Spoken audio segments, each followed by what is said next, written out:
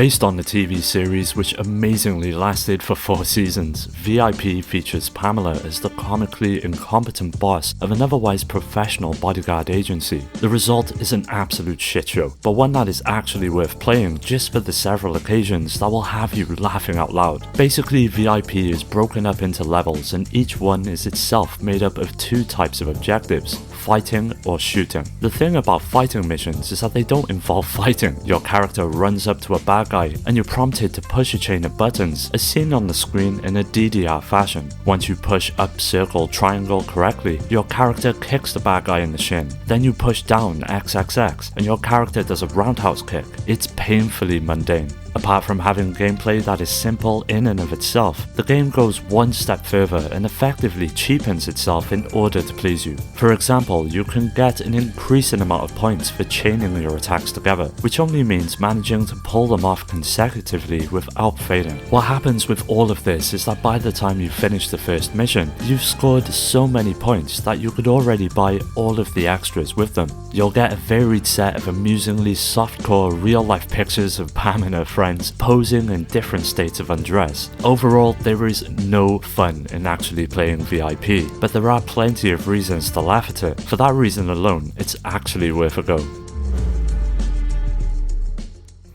There comes a time in a popular movie's life when a game is made for it. Usually these games aren't any fun and are totally devoid of the movie they are modeled after, and one prime example would be The Fifth Element for the PlayStation. Everything you've come to dread in a video game is present in this atrocious pile of crap, from horrible camera angles, horrendous controls, and shoddy visuals. Now, the story in the movie was quite interesting, but apparently not good enough for old Activision, as they decided to take the entire premise of the film and twist and manipulate it into a jumbled and static storyline that has absolutely no plot at all. Fans of the film will be severely disappointed with one of the characters, Corbin, not even resembling Bruce Willis in any kind of way. Gameplay is the final nail in the coffin for Fifth Element. You can't even walk in a straight line. Instead, you walk like a drunken idiot through every uninspired room and soon come to the realization that the developers were just extremely lazy and clearly had no passion for the source material.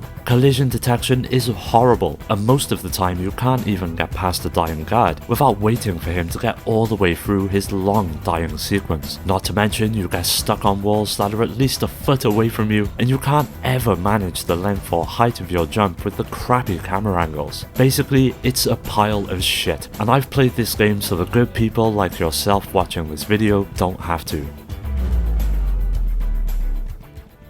Tunguska is a game clearly created for manic depressives, mainly to assure them that their reality is not so bad and that it could always be worse. All joking aside though, Tunguska is constructed of well-established elements, such as pre-rendered backgrounds which clash badly with crude polygonal figures, a head-scratching one-on-one combat mode which just seems to have been shoved in to presumably provide another level of frustration for the player to overcome. Unfair traps litter the adventure that would even test the patience of a monk, and to top it off, the world is just so empty. There's no atmosphere, and instead just a series of creatively bankrupt corridors that comprise the adventure. Some elements are really frustrating, but the game is very lenient with regards to death, and it is rare to find yourself further than a few meters from the point of your most recent demise. And though the puzzles are extremely basic and sometimes complicated by unclear visuals, there is enough compulsion to provide a sense of forward momentum for the player. Strangely, the main character only owns exactly one footstep upon floor noise, which echoes constantly throughout play. Any sort of activity is sparse and far between, and the cold spaces between it suck at the player's will. Worst of all, the only music in the game is an ear-biting melody, which plays every time a door is opened and every time a player chooses to rise from the dead. I cannot recommend this game. It's one that's been sitting on my shelf for many years and only saw daylight to create this video. I suspect that Tunguska whispers at night at the other games in my collection. I just don't know what it's saying. Growing up, The Crow was one of my favourite movies, which sadly saw the passing of Brandon Lee during its production. At first I was excited to try this game out, but it soon became apparent that not only was it an absolute joke, but kind of insulting to the legacy of the film. Now it's based on the sequel, but actually follows the events of the original, and as you would expect, it sees you taking on the role of the Crow. When it comes to controls, quite frankly, there are none. If the Crow was diagnosed by a physician, he would be a blind, deaf paraplegic. Oh sure, the Crow is a tough guy when you can actually hit someone, but if this game was a boxing match with air, the Crow would win on points. And couple that with the really confusing camera angles, and it's no wonder you get your butt kicked so easily. Now the Crow has the actual balls to call itself a fighting game, but with the lack of real control, it's nothing more than a hit every button at least 100 times, and maybe I'll get lucky game. Forget dodging or blocking, it does you little good on whatever planet Earth this Crow dwells. The camera angles, especially from behind our crime fighter, make judging distance absolutely impossible. The enemy, on the other hand, are masters of this domain and never miss you with their hands, feet or crowbars. Unfortunately, later on in the game, you get a gun, and heaven forbid you actually try to aim it because it's just like the fighting. Impossible. All in all, The Crow is simply a bad game, with the only reassuring aspect being the credits. Save yourself and don't even bother with this one. The PlayStation was at the peak of its life. Smash hits were coming out, some good, some overhyped. Then one fateful day, Traveller's Tales decided to step onto the scene and forever stain my mind with this thing. Rascal is a 3D action platformer that has about 2 minutes of story at the beginning before the player is set loose to never learn another thing about what the hell is going on. It could be forgiven as most platformers aren't really known for their story, but instead their gameplay. Unfortunately, Rascal takes a nosedive in this department as well. At first it looks like a Mario ripoff. You're hopping, jumping, looking for doors and exploring areas, and it actually looked quite fun in the commercials. I was wrong. All you have at your disposal is this tiny pissy water gun, which has horrible aim, short range and does a low amount of damage, and the platforming is horrendous, as you can never see where much is, as the camera is constantly obscured by objects or simply not being able to control it effectively. To top this off, collision detection is non-existent. I've literally run out of fingers and toes to count the moments where you believe you can make a jump, and you actually do make the jump, then the game just fucks you off anyway, and doesn't register it. Controlling the kid is a difficult task indeed. He tends to slip off edges and become fussy, especially when you want to turn him around in the other direction. It is something that deserves to be well and truly forgotten. Growing up, The Simpsons was my jam, so like any other fan, I was keen to try out the licensed games, and although the popular cartoon has successfully transitioned to the world of gaming with the likes of Hit and Run, along the way there were a few stinkers, and most notably Simpsons Wrestling. It's the perfect example of how to waste your time and money. To put it straight, this is not wrestling. Apart from the concept of pinning down your opponent for the win, and the fact that the two opponents are in a ring, this game does not have any features of real wrestling at all. There is no diving off the ropes, no grapples, no escaping the ring, or any of the other things you see in wrestling. Instead, you have a weak attack, a medium, and a strong attack, with each one taking a certain amount of energy off your bar, and how full it is determines what moves you can do. Each move takes away some of your opponent's health, and when it's empty, they fall over and you get to pin them. There are not many other moves. You can jump on top of your opponent, choke them out, and do an attack across the ropes, which leads to a grand total of 12 moves. It is severely lacking, and because of it, the game ends up being a matter of just mashing buttons repeatedly until your opponent is down. To top it off, the controls are unresponsive and sloppy, as well as taking almost a second to respond properly. Sometimes it doesn't even register you pressing the button at all. It all feels like a poorly constructed cash-in that only exists to deceive potential buyers. Do not fall into the trap. Now, the prospect of a Star Wars fighting game is actually something quite compelling, and it's something that we actually got, but it ended up being one of the worst things to ever come out of LucasArts, and quite possibly one of the most baffling fighting games to ever exist. The gameplay is about as pleasing as seeing Jar Jar Binks running around like the idiot he is. Everything in the game is awful. First of all, the attacks are just way too slow. By the time you get around to actually hitting your opponent, you'll have a good fraction of your life energy gone. Also, the characters can't really dodge attacks very well. They're just way too slow and bulky. It was also kind of annoying that some of them wouldn't always use their weapons. I mean, come on, Han Solo is carrying a gun. Why don't you just shoot them with it instead of trying to beat them over the head with it? It's not all bad though, as for an old PlayStation game, the visuals aren't half bad. The character designs are pretty nice, especially Boba Fett in his Mandalorian armor, as well as the arenas that naturally take much inspiration from the films, like Cloud City's carbon freezing chamber and its sinister look with the dark lighting and the various flashes of dark red appearing everywhere. At least LucasArts knew what they were doing when it came to presentation, but if only the same love and care had been put into the actual gameplay, then maybe Masters of Terras Kasi could have been something memorable, not just for how god-awful it is. If you're a fan of Star Wars, then you'll likely get some passing enjoyment out of it, but if you're just on the lookout for your next PS1 fighter, this is one to avoid.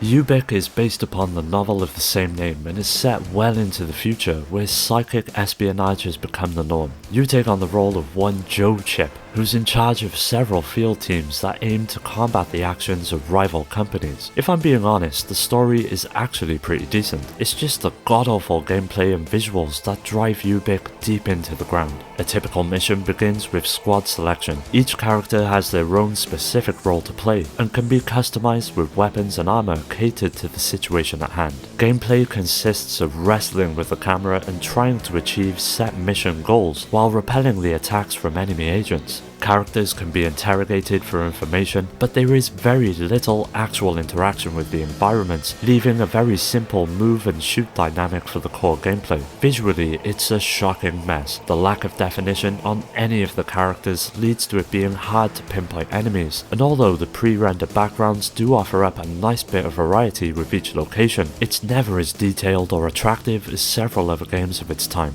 As you may have gathered, it is hard for me to recommend Ubik. The slow nature of the game ensures that the majority of players will give up very quickly. Even when the player does adapt to the speed, they aren't ever called on to do anything tricky, challenging, or even particularly interesting. As I mentioned, the only redeeming factor has to be its story, which can easily be enjoyed by buying the book instead. This is one game that should be left well alone.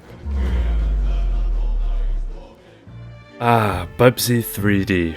It's a platformer that is so bad it's responsible for single-handedly killing the franchise. These games were designed to cash in on the then lucrative mascot craze of the early to mid-90s, and the Bubsy series lasted 4 games and even spawned a cartoon pilot that never got off the ground. It was the last game in the series, and it's very easy to see why. First, let's tackle the visuals. Almost everything in Bubsy 3D is rendered in flat shaded polygons with a few uninspired textures in between, and a draw distance that makes most early Saturn games look like you could see for miles in front of you. The scary thing is that the developers actually intended the graphics to look this way, thinking that it would make the game look more cartoony. They clearly failed. Gameplay wise, it just gets worse. Walking is cumbersome and the slippery and slow turning doesn't help matters one bit. Strangely though, the jumping in the game is not half bad, and you can clearly see some influence from Jumping Flash because this is the one thing in the game that actually works quite well. Despite the game's extreme difficulty due to bad controls, one of the hardest things is having to sit down and watch the storyline. It involves an animal that looks like a hand with heads for fingers, who explains to other animals that Bubsy was captured, but that he was then lost on another planet. For some reason, Bubsy just then magically teleports into the stage right in front of the hand-looking alien. He says something in Latin and then just pisses off. Your guess is as good as mine. I can always remember getting this game for Christmas one year and just thinking to myself, Santa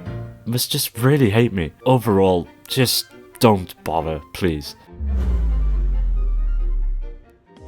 Over the years, the Mortal Kombat series has met challenge after challenge, including an increasingly murky storyline, random add-ons, and competition from much better games. In a bid to expand the franchise, Midway clearly took inspiration from other games on the market, most notably Metal Gear Solid, and created an action-adventure known as Special Forces. Now, it's not all bad to be honest. Visually, Special Forces is actually quite nice. There's good textures, well-detailed characters and animations that really help out in this department. But when you come to the gameplay, it all starts to fall apart. You play as Jax and you have to chase the runaway convict Kano through 5 absurdly boring stages. Through the supposed adventure, your skill increases and you must run across extremely varied and immense areas as you keep on chasing Kano. After about 5 minutes of play, you begin to notice that something is really wrong, especially when you keep dying at the same spot. That's right, this game is simply ridiculously difficult, and after 30 minutes of playing, you finally pass the hard part of the level. Then you don't know what to do as you have to run in large areas on the map for 5 minutes at a time while trying to figure out where the hell you're meant to be going.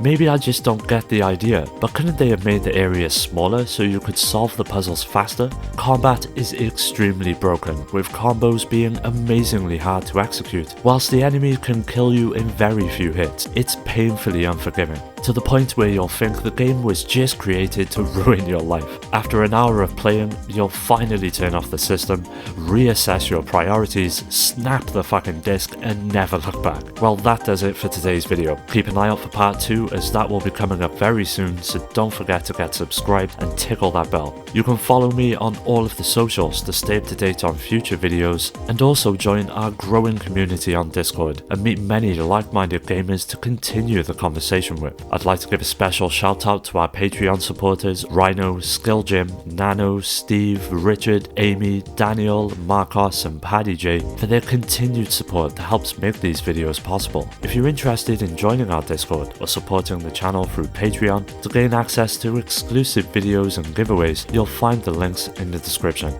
As always, thanks for taking the time to watch the video. I'll catch you next time. This is just a short message for one of my Patreon members, Rhino. The reason why Hell Knight is not in this video is because it is so shit that I just couldn't waste any time talking about it. It doesn't deserve to be taking up space on my hard drive, and for that reason alone, I will never include it in a video.